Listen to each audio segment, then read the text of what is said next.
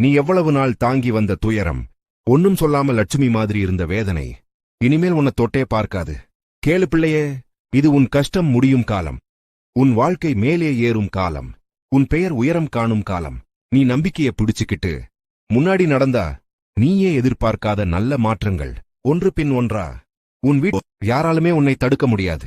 யாராலுமே உன் அதிர்ஷ்டத்தை நிறுத்த முடியாது. ஏன்னா இனிமேல் நீ முருகனோட பாக்கியம் பெற்ற பிள்ளை. நீ சந்தோஷமாக இருக்கும் நாட்கள் வருது. சந்தோஷமாயிரு, ஆனந்தமாயிரு.